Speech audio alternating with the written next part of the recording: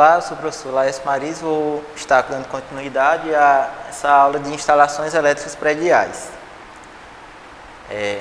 Uma instalação elétrica interna, ela está sujeita a efeitos e acidentes de diversas naturezas, sendo, portanto, necessária a existência de um sistema de proteção e segurança adequados, a fim de evitar ou mitigar danos que possam ocasionar nessa instalação elétrica.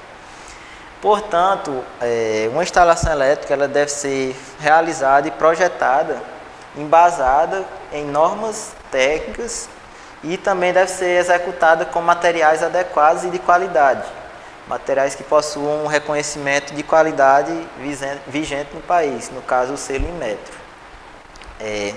Tais equipamentos eles devem respeitar um nível de isolação, classe de proteção e grau de proteção elétrica. A isolação de equipamento elétrico ela é formada por um material que isola eletricamente o equipamento, podendo ser dos tipos isolação básica, isolação complementar, isolação dupla ou isolação reforçada. Nesse caso aqui nós temos um condutor envolvido em uma camada de PVC, no qual é caracterizado de uma isolação dupla. Já a classe de proteção desses equipamentos está definida entre classe 0, que seriam equipamentos que possuem uma baixa classe de proteção contra choques elétricos, ou seja, equipamentos que não possuem a sua carcaça externa aterrada por meio de um condutor de aterramento, como é o caso do liquidificador, da batedeira, da televisão, entre outros. Em seguida, nós temos a classe 1, que é o caso da geladeira, máquina de lavar, onde eles possuem um aterramento na sua carcaça metálica. Temos a classe 2 e a classe 3, que seria um caso de uma classe com a maior grau de proteção contra choque elétrico, como é o caso de uma banheira de hidromassagem, de um chuveiro, onde o indivíduo que utiliza esse equipamento está imerso ao meio condutor, no caso a água, e necessita de uma maior proteção contra esses choques elétricos. Já o grau de proteção dos equipamentos ele é indicado pelas letras IP, seguido de dois algarismos. O primeiro algarismo desse IP, a sigla IP significa índice de proteção. O primeiro algarismo desse índice indica a proteção contra objetos sólidos, corpos sólidos estranhos e contatos acidentais. Já o segundo, o segundo algarismo, ele representa a proteção desse equipamento contra a penetração de líquidos. Aqui a gente pode observar uma tabela com índice de proteção, onde a primeira coluna ela representa a proteção contra sólidos, onde vai do 0 até o 6, onde o algarismo 0 indica que o equipamento não possui proteção contra nenhum tipo de corpos sólidos, e vai até o nível 6, onde o equipamento possui proteção total contra o pó. Já na segunda coluna, a gente apresenta a proteção contra líquidos, onde o índice 0 representa sem proteção. Já o índice 8 ele é totalmente protegido contra defeitos prolongados da imersão sob pressão, ou seja, aquele equipamento pode estar trabalhando imerso em água ou algum outro líquido e o equipamento vai continuar funcionando normalmente.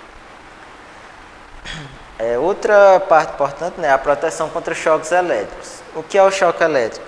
O choque elétrico é a perturbação de natureza e efeitos diversos que se manifesta no corpo humano ou de algum animal quando este é percorrido por uma corrente elétrica.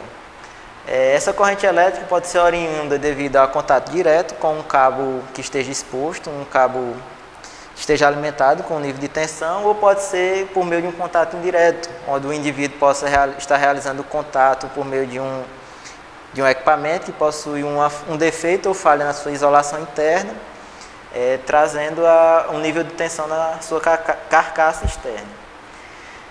Os efeitos do choque elétrico no corpo humano, eles dependem da intensidade do nível de corrente, o tempo de exposição que esse indivíduo permaneceu a esse choque e também o percurso que a corrente elétrica passou pelo corpo desse indivíduo.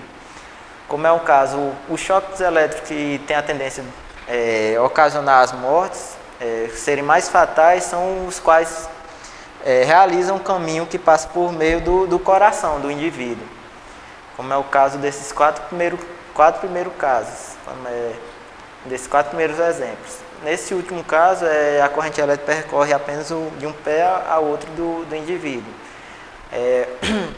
Provavelmente a probabilidade desse último caso ser fatal é inferior à dos demais casos. Para evitar tais riscos provenientes, né, do choque elétrico, os profissionais que executam serviço na área, como exemplo os técnicos eletrotécnicos, eles devem executar as atividades com alguns cuidados. São esses: eles devem ser instruídos e esclarecidos, né, das preocupações acerca do trabalho que estão realizando. Devem ser instruídos sobre a teoria e prática dos procedimentos dos primeiros socorros a serem prestados em caso de acidentes, ou seja, é necessário realizar um treinamento de primeiros socorros nesse profissional.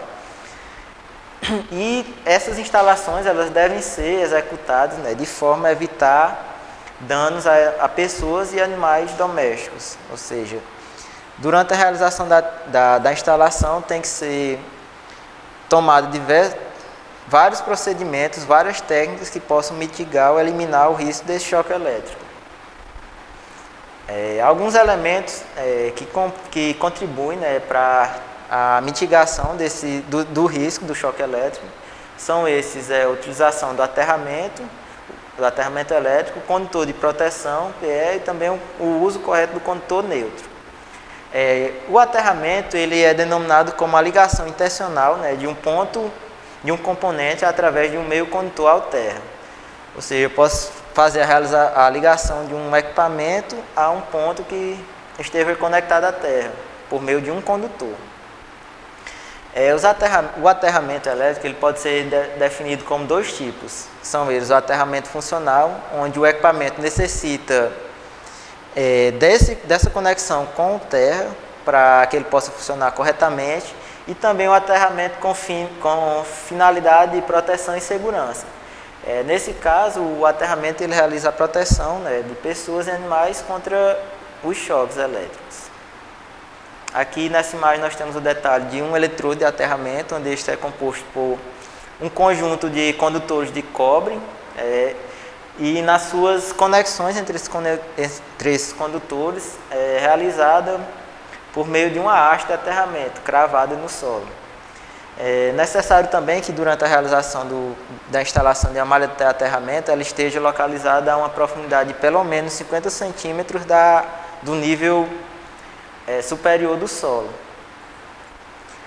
Já o condutor de proteção, o condutor PE, esse condutor de proteção ele tem por função realizar o aterramento de massa metálica dos equipamentos elétricos. Por exemplo, antigamente algumas geladeiras ou máquinas de lavar vinham com esse condutor desse tipo, um verde e amarelo, por fora do seu fio de conexão na tomada, e você poderia instalar uma haste de aterramento, um eletrodo de aterramento, e estar realizando a conexão desse condutor no solo, no terra.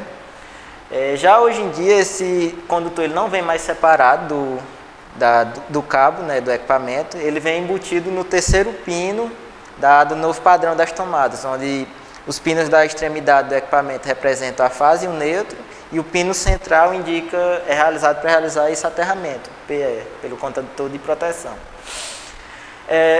O dimensionamento desse condutor, né, visa a proteção das pessoas contra o acúmulo de cargas elétricas na carcaça desse equipamento. Caso venha a acumular essa carga elétrica na carcaça, essa carga não ficará mais acumulada, ela escoará para o terra, por meio desse condutor, PE.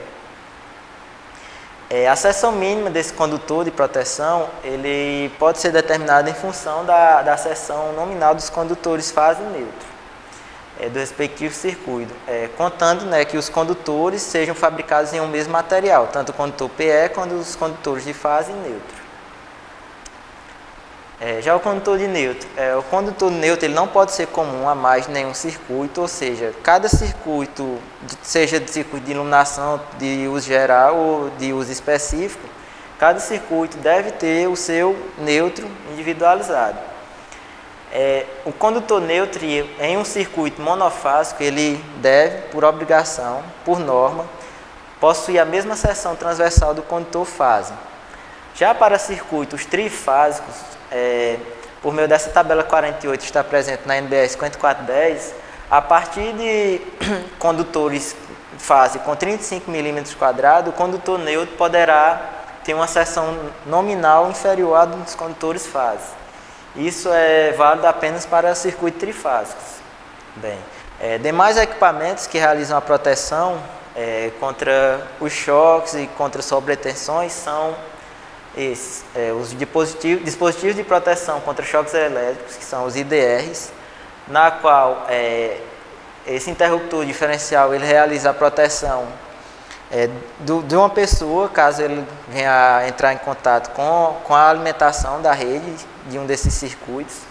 Ou seja, o IDR ele ativa, ele desarma, desliga o circuito assim que ele identificar uma fuga de corrente nesse circuito. Ou seja, caso uma pessoa venha a triscar no condutor fase daquele circuito que esteja protegido pelo IDR, o IDR desarma antes do nível de corrente atingir uma intensidade que possa ser prejudicial àquela pessoa, àquele indivíduo. Já os dispositivos de proteção contra sobretensões ou contra surtos, que são os DPS, eles realizam a proteção das instalações elétricas contra um nível de tensão elevado à rede. Por exemplo, caso uma descarga atmosférica venha a atingir os condutores da rede, da concessionária, ou seja, os condutores que estão presentes nos postos, nas ruas, a fim de limitar o nível de tensão que vai chegar nos nossos equipamentos elétricos, a nossa instalação elétrica, esse dispositivo ele escoa essa tensão sobre esse sinal de tensão para o terra, protegendo assim os equipamentos e a instalação elétrica do nosso prédio ou da nossa residência. Demais equipamentos ou métodos utilizados para a proteção das instalações elétricas serão tratados na próxima aula. E por isso é só. Bons estudos.